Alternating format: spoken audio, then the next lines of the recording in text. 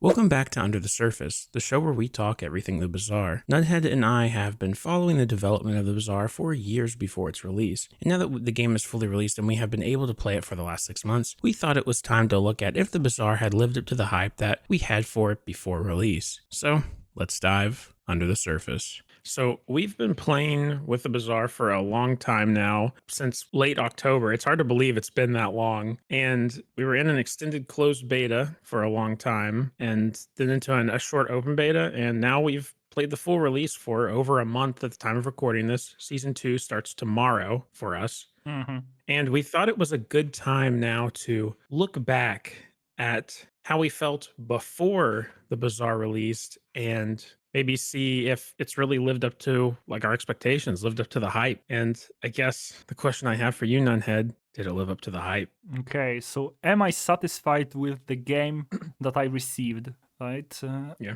Did it meet your expectations? I suppose I would say yes, I think. Well, okay, like to be fair, there were a couple of things that, were promised that not necessarily turned out to be true. Like, for example, the way the monetization was promised was sort of skewed at the beginning, though right now I think it's quite all right and I don't think we have much to complain about. So I think that part was repaired, but go ahead, you want to add something? Just for the monetization, I was going to say I totally agree. The expansion packs are still a thing. I would prefer if they were just dumped on everybody as soon as they came out, but I understand why they do it the way they do, and I think it's totally acceptable now. Yeah, yeah. Like they added the battle pass, so they needed to fill it with something, and we know that the first idea didn't really pan out. So the place where we are now is, I think, like as I said, acceptable. Like I don't feel like there's probably an expression here, but like I don't feel like they are trying to grab every last penny out of my pocket. But yeah, moving on from the monetization part, I think one of the main pillars of the Bazaar at the very beginning, way before the game even came out, was the ever changing meta game, and the idea of you cannot step into the same river twice, which turned out to not necessarily be true. We have enough tools to, I guess, steer our runs towards certain outcomes that we would prefer, though at the same time it cannot be totally random because we would feel like the outcome is out of our control, so we need to have some sort of control over our boards and what we are drafting. Though when a really strong strategy is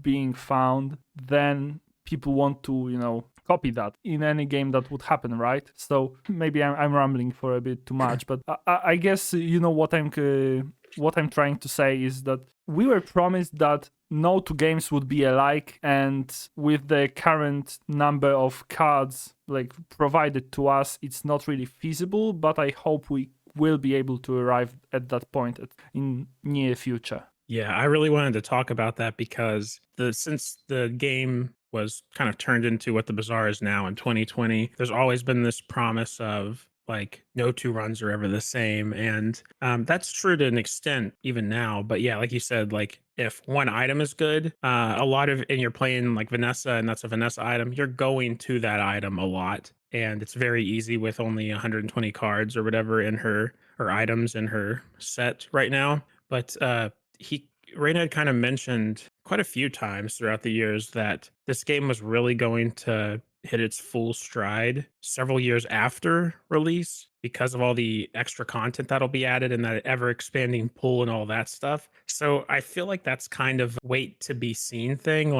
It definitely hasn't fulfilled that really yet. And that's the Bazaar I want to play. And it's I don't know, 85% there or whatever. You can see how in a couple years when we're getting 2 new expansions every month and a new hero every, I don't know, 3 or 4 months, I guess, then we'll kind of feel that. Yeah, but at the same time, we need to be mindful of the fact that if we are going to play this game in a year's time or in 2 years' time, that it's going to be a completely different game and we will probably approach it a bit differently, just on the basis of having more content.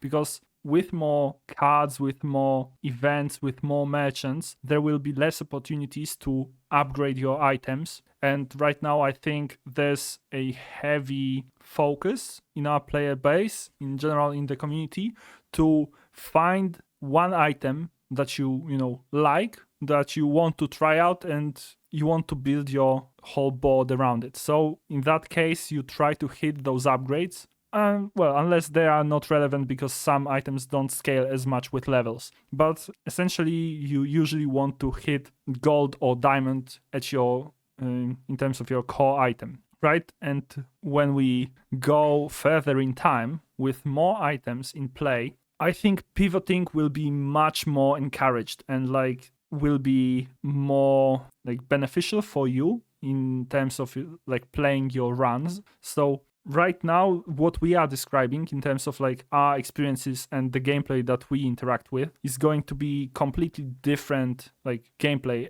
experience like 2 years down the line. Yeah, that's very true. And the thing I really didn't want to happen with the bazaar is the whole I didn't want it to get into that rhythm where you kind of watch a content creator and they say this item's good, do this, and then you can go and instantly be good. And it is like that right now, right? Like there's patterns, and like you said, like you pick an item and you go through an upgrade is a pretty common like strategy. Or I don't know, like you always see the tiny furry creature, is that what it's called? Mhm. And you get a toy or a friend, and you always want to try to get a toy or a friend and then get that extra XP at the beginning. True, but So at the there's kind of like same patterns.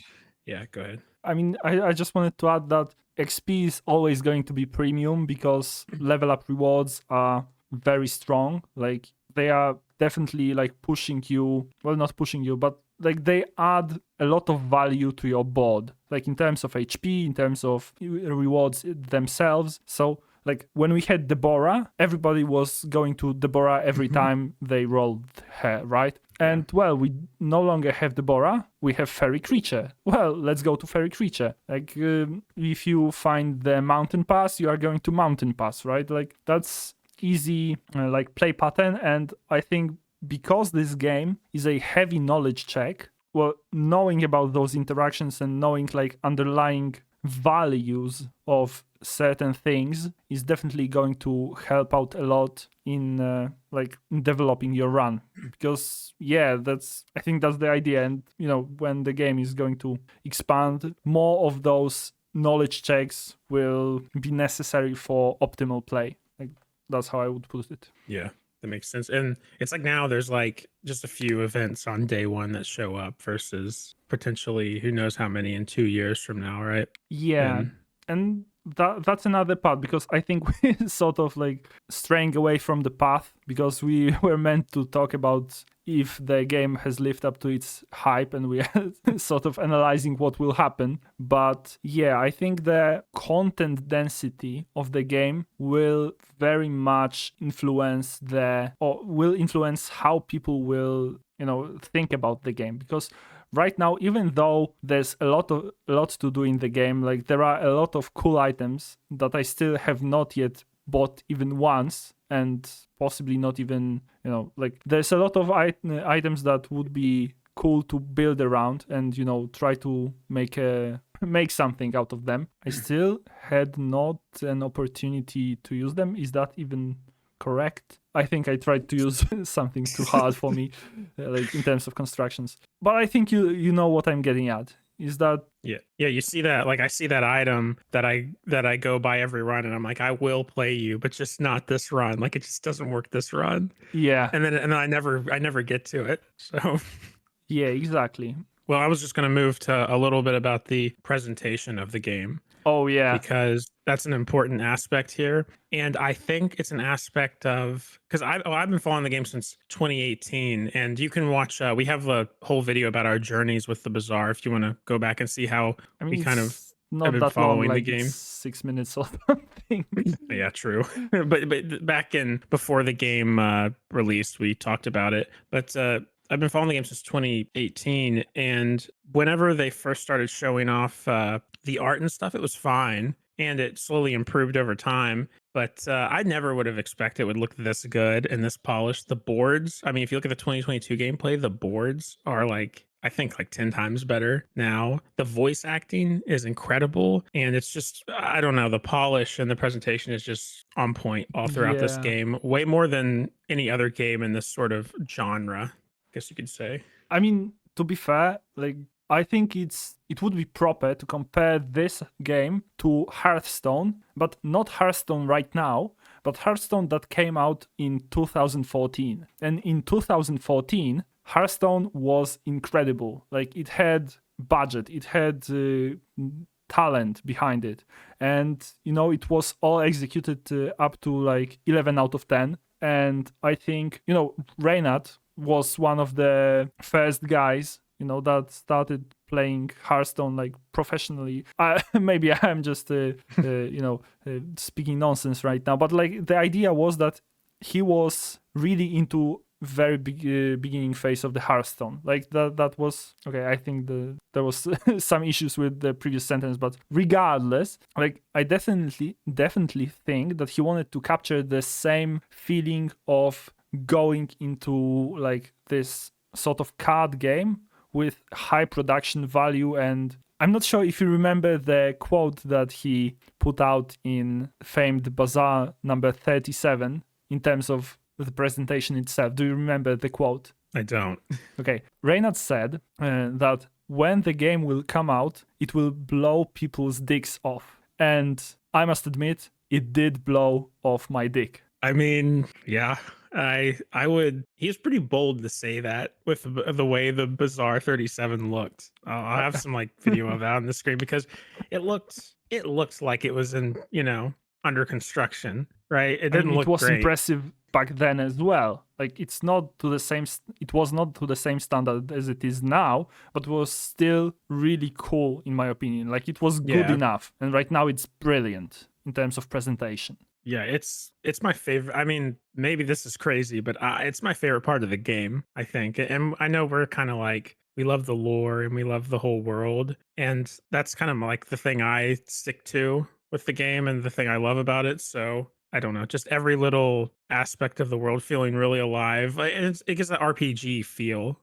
So, and that's what I want from this game. So I would say it blew those expectations out of the water for me. Hmm. It blew my dick off or whatever Reynad said. Yeah, exactly. But Quote the man. I'm not 100% sure who's responsible for all of this, but there must be an art director there at Tempo, and that person is, I think earning every single dime of their paycheck with hard work, because Yeah, someone had to come up with all of this, and they did, and it's super fun. it's like I wrote in my notes here for this episode that there's just like never a miss in the art. It's like even the stuff I don't personally like, I'm like, oh, like I get why somebody else would love this thing. I do not like the ballerina skin for Vanessa like at all. Yeah. But it is a cool skin. Like it's cool and it's done well. I just don't personally like it. And I don't know. With every other game I've played, there's usually a point where you're like, oh, this is just weird or this is just stupid. I never failed to be impressed by this. I'm not sure if you're a viewer of Josh Strife Hayes, or do you even know who that person is? No, I don't know who that is. Okay, I'm pretty sure some of our viewers know who that person is, but generally he makes those sort of light-hearted MMO reviews, and he's also a streamer, but that's beside the point. Like one of his main complaints regarding MMOs, and that's mostly about presentation, is that at some point MMOs tend to introduce paid skins that are outside the like normal world building, let's call it. Like let's say a game is a fantasy game, and at some point they introduce a costume that's a like sexy bunny rabbit, or like I don't know, like space trooper, something like that. That's something that stands out and does not really fit, doesn't really merge with the world that something exists in. And the brilliant part about the Bazaar is because it is this amalgamation of different periods, different cultures, and it's generally alien to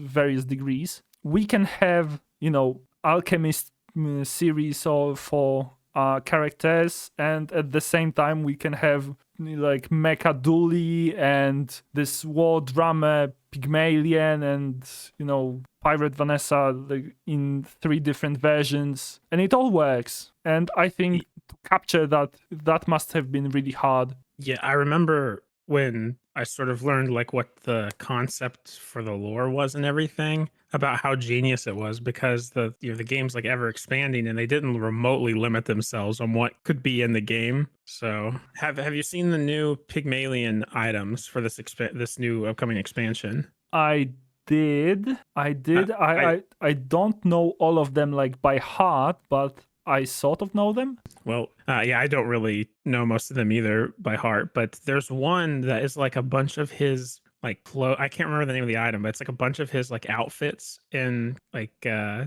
sort of like a yeah, like this cabinet dresser like thing. with hats, right? Yeah, and it kind of canonizes some of his costume, like his costumes. I don't know. It's just little things like that, that just really bring everything together. So Okay, so we know Pygmalion is a hat person. He has a hat for every occasion, whether it be a dinner party or fight to the death in the arena. he Okay, wears many hats. yeah, but like I think one of the main things that I was sort of looking for in the bazaar was this idea of building characters, and I think that's one of the descriptions for this game put out by Tempo. Like, this is a hero builder, and I think this was said by me in one of the first episodes, but one of the things that I really enjoy Dark Souls for is building characters. Like, I even sometimes make some rudimentary lore for them to, sort of explain why they would wear this particular armor or use this particular weapon. And I don't really need to do that in the bazaar, but I really like the idea of, trying to build new cool stuff and seeing how it interacts with how those items interact with each other, and generally just playing with the toys that I'm presented.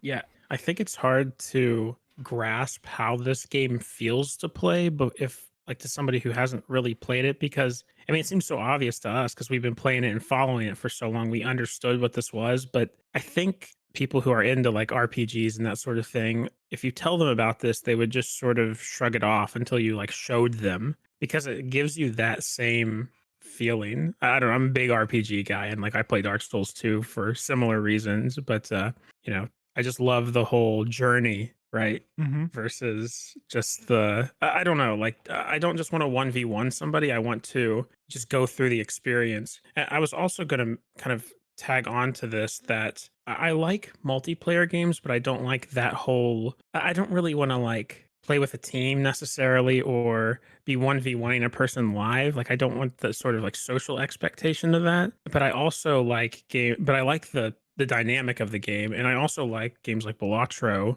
And this is sort of like a melding between those two, or like kind of like the Dark Souls vibe. Like I don't know, it's just an interesting vibe. I don't know how to describe it, but I it fulfilled think that entirely to me. I For think me. I know what you mean. It's about this community experience. Like, for example, when Elden Ring released, a lot of people like were, even though we were all playing the same game, all of us approached it slightly differently. We went to different parts of the world first. We found different sort of secret areas in different order, and we all sort of shared those experiences, and we all hyped each other up, by, saying, oh, there's this cool thing here, or, I fought this cool boss there. Yeah. And I think there are similar mechanisms in the bazaar. Like, for example, the hidden options in various events, right? If you have certain items or if you are playing a certain hero, at the same time,